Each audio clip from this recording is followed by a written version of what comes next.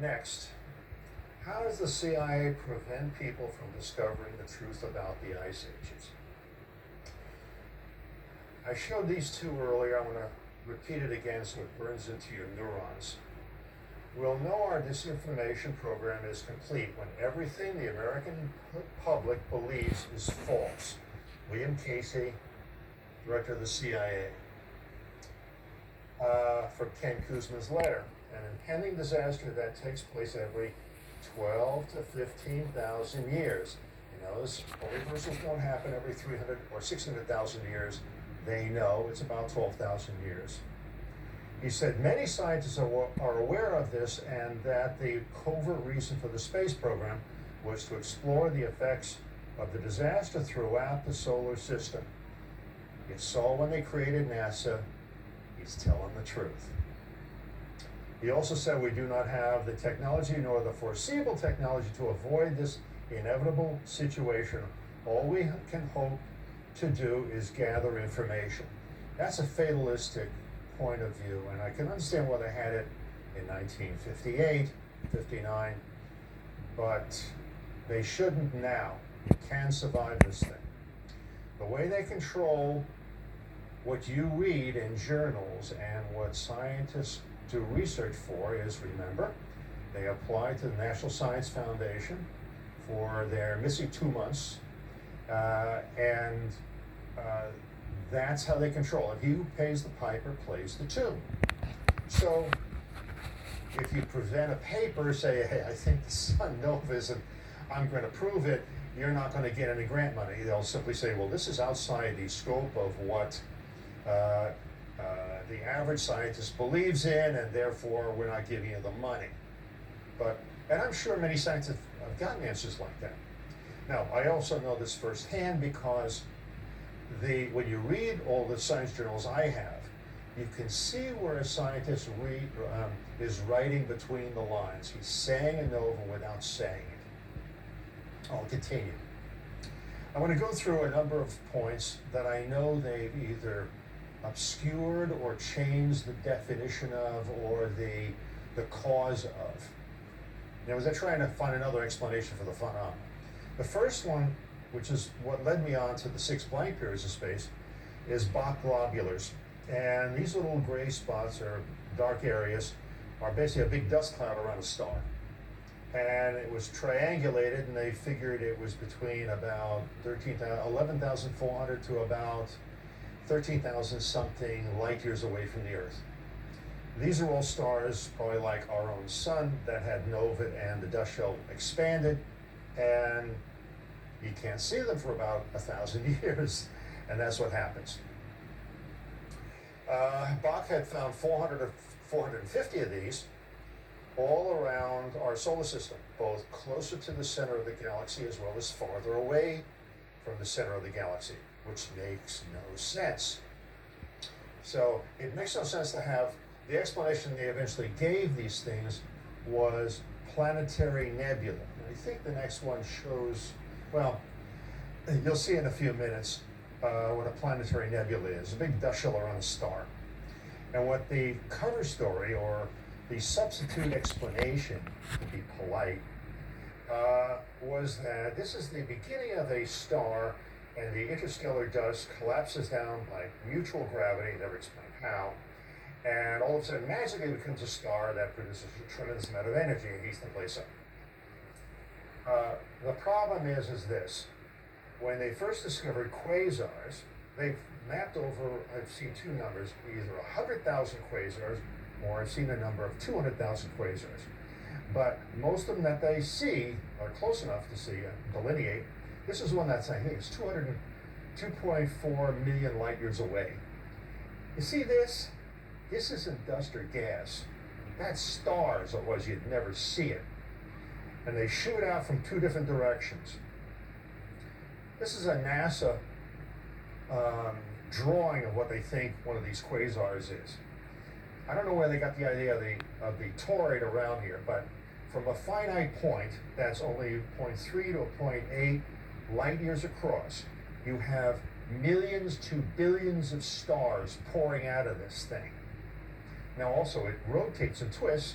That's where you get this twisting action in a spiral galaxy. So in other words, the stars on the outside here are older than the ones just coming out of this portal. That's real logical. You can't fight that logic.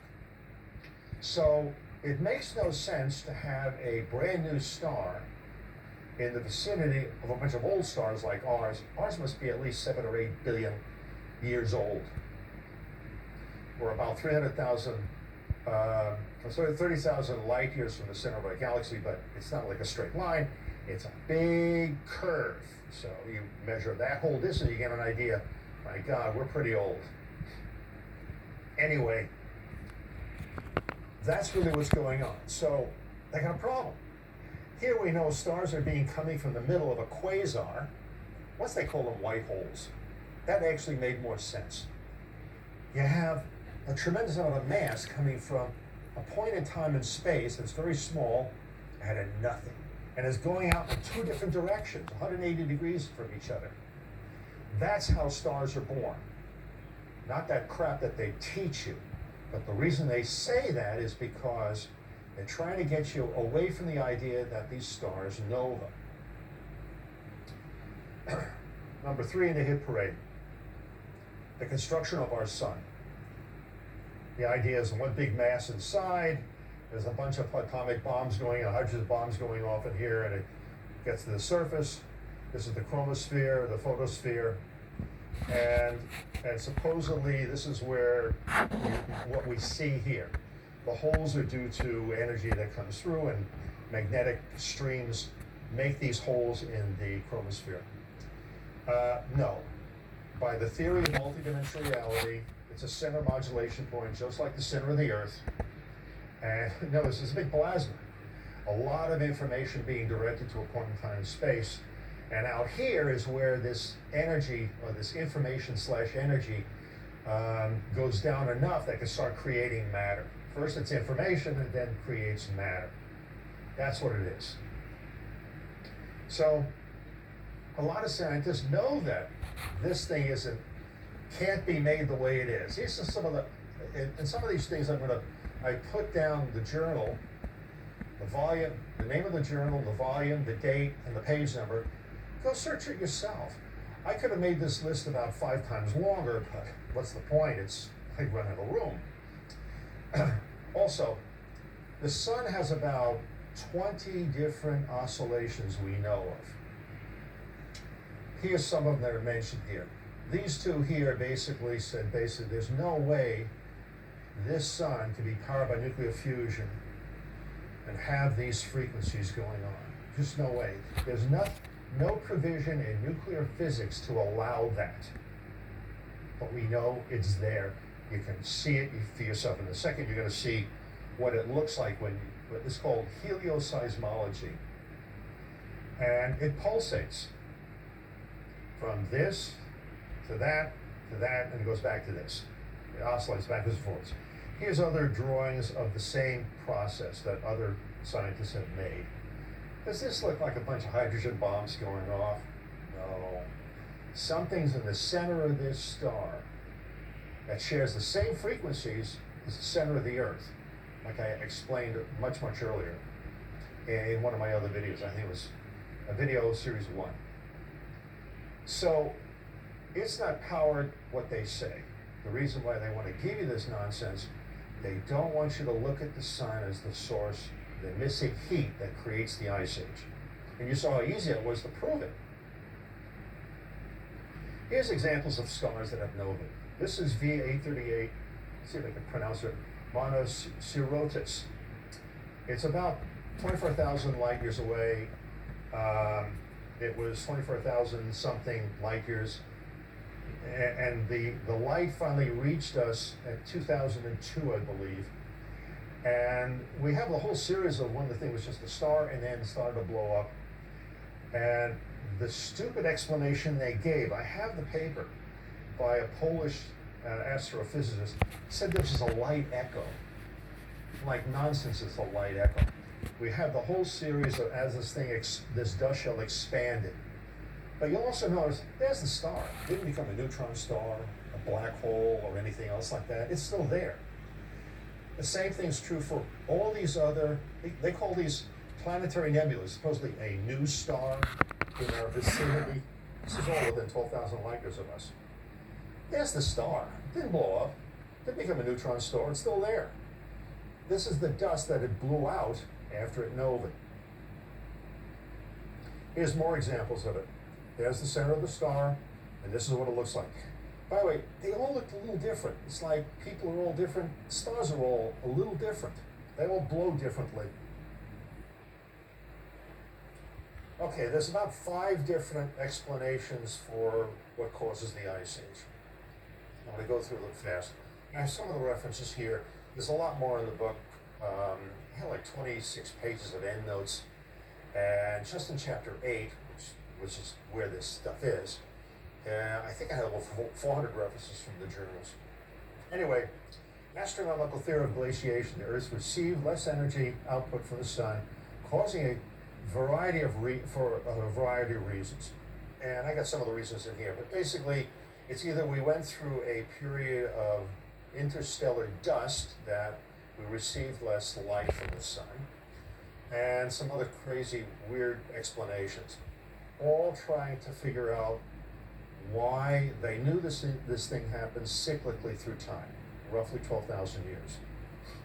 Second, continental drift causing land masses to move to colder latitudes. We know about continents drifting, but it's like 1 or 2 inches per year. It spreads out from the mid-Atlantic ridge, but that's not going to explain these things at every 12,000 so years. There's just no way. The continents don't move that fast. 3, the Earth's rotation, tilt, and poles change, placing the north and south poles in different locations. What they're saying is that the Earth itself started moving like this, and so let's say New York City wound up to be the North Pole, or Washington State, or Vladivostok, you know. Again, it doesn't explain a lot of the phenomena, including the mass extinction of species and creation of new species, which I'll go to later. 4, the change in the ocean's current. There's a citation, 2 of them. Remember the movie The Day After Tomorrow, where supposedly some cold air from the Arctic came down and made an ice age? And it was took place in New York. The only problem they have is that the last ice age, New York City supposedly had an ice field of at least 4,000 or 5,000 feet thick. That wasn't what they showed in the movie. And last, this is the one that you've all been brainwashed to think. How CO2 increases and a greenhouse effect causes the ice age, because CO2 found in gas bubbles in glacial ice. This is William Bowker from Lamont Doherty, Columbia University, known for basically one thing: to graduate left-wing Marxists and communists, especially in the journalism department. I read his article several times. I have it. No place in that whole article does he mention the word sun as a cause of anything. Several years after he wrote this paper in 1985, scientists came up and said, there's over 1,000 journal articles that show the sun-earth weather connection, which anybody with an IQ over 80 would have already known. He wrote a political document, and there's a reason why. It has to do with the Rockefeller Foundation, which heavily funds Columbia University and their journalism department. And they're the ones who came up with CO2. The reason why the CO2 is in the gas bubbles is very simple. If the sun novas and hits one side of the Earth, the last time it was, I believe, if you go longitude of China and India, that's where it hit. So any organic material facing the sun, when it nova, the Earth stops its rotation, and it gets a good blast of heat, as well as cosmic and gamma rays and ultraviolet light. It's going to burn. So what's the byproduct of the organic material burning? Carbon dioxide and carbon monoxide. That's why the gas bubbles in the glaciers have a higher amount of CO2 in them. Again, this is all to deceive you, to get you away from the fact our sun novas repeatedly. By the way, once you know what happens repeatedly, you can take nuclear physics and throw it in the garbage, because it means the universe is the product of information. And the nuclear physics we have today is anything but that, as I explained in video series 1. Okay, the next one, explanation of what's in the center of the Earth. I went through this in video series 1 on dimensions 5 through 8. It isn't a solid iron core. If it was, in the center of this thing, iron loses its magnetic ability after the Curie temperature of either 975 or 1050, depending on the iron. And it takes time for the increased spike. It's a center modulation point, which is in here, just like the sun. But it takes about 240 to 280 days for a spike of energy here to translate through the outer core of the mantle, and finally the crust will start moving, and you'll get to see of earthquakes as well as increase in volcanoes. So that explanation, they give you an alternate explanation for almost everything. They don't want you to get to look at, 1, the universe is the product of information, 2, our sun novas. The next, the Earth's magnetic field itself. Now I've seen 15,000 gammas, and then it can reverse itself. Now, that's explained in the book. The book has a much Here's another larger, good part longer coming up. explanation. I've changed a few thoughts Even the over the last seafloor 11 years since tells I why. wrote God's Day of Judgment book. But anyway, seafloor spreading. This is a fact. They started taking magnetometers and dragging along a ship from the mid-Atlantic ridge where lava comes up, and where the European continent, the African continent separates from North and South America. It spreads out. In some places it's 1 inch per year, some places it's 2 inches per year. But we know from the readings that it's very even, and it's not every 300 or 400 or 600,000 years. It's not that, and they know it. But they just leave it. It's a fact that just is left, and they did hundreds of these measurements, by the way. The Navy did hundreds of them. So anyway, they know the polar reversals happen equally through time. Next, mass extinction of species and the creation of new ones. It's easy to explain the mass extinction of species. These are the major epochs, or blocks of time, that we measure in geology. And each one of these is marked by a major polar reversal, geomagnetic reversal. You have an extinction and a creation of a new species based on the old one. Now, that's the part they cannot explain. There's only 3 things that alter the DNA in our genes: cosmic rays, gamma rays, and ultraviolet light. Some of these journal articles I have here go into that stuff. You can copy them. I have many, many more in the book. I could have had like 5 times more. It's a well-known fact that those are the things that alter. An abrupt drop in the ocean level, 663 feet. You'll notice as we get closer to our time, this becomes less and less, because every time there's a nova, we lose a little bit of water, and we're pushed a little further away from the sun. So each one of these events lines up with a reversal. Black and white are alternate reversals. When you have this, it means they got so many they don't quite know how to delineate one from another.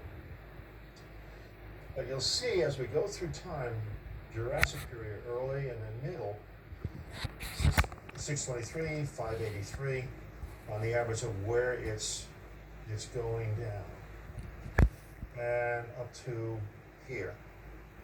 Then we get to late Jurassic period and then Cretaceous. 468 feet down is the average. So, and here's the magnetic fields. Here, highly variable polarity. You had so many there. They're all short-term stuff. All I can say is that.